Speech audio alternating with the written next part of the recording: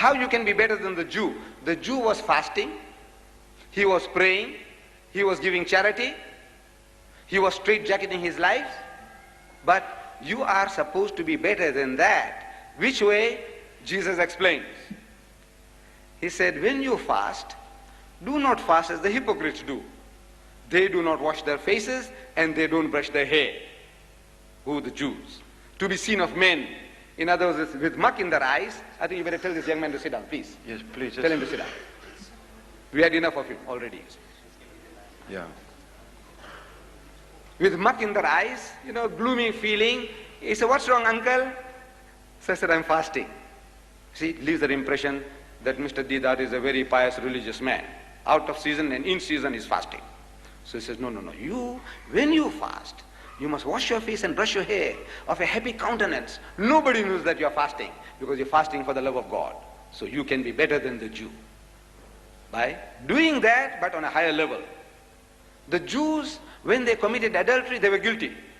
You, my followers, Jesus says, if the thought goes through your mind, whosoever looketh upon a woman to lust after her had committed adultery with her already in his heart. So no beauty contest for you, no long leg contest for you. This is what he means, better than the Jew. You keep the laws, but on a higher level. When you give charity, the Jews made a big noise. See, so-and-so, his wife was in hospital, childbirth, and he couldn't bail her out. I had to help him with 250 rands. I tell the whole world, I helped him. I helped her brother, 250 rands I gave. So I'm boosting my ego at his expense. So Jesus says, no. When you give, what your left hand gives, your right hand mustn't know.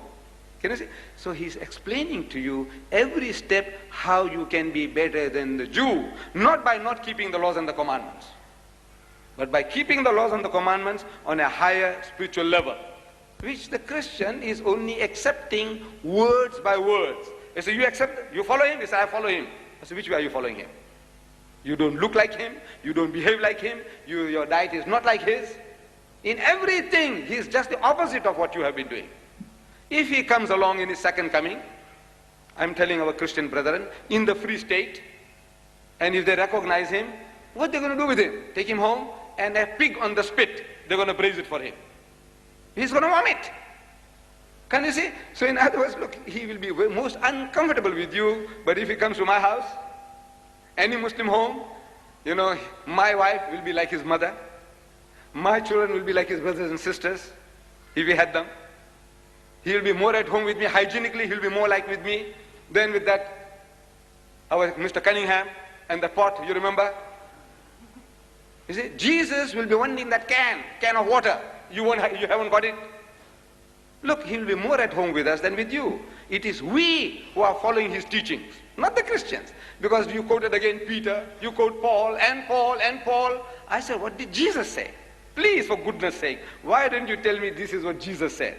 Jesus said, the work is finished, and the work is finished. Let me remind you that our Quran translations for sale on the stage, 10 rands for 2 or 7 rands 50 for 1. We thank you one and all, and those who put questions, we thank you too. Thank you.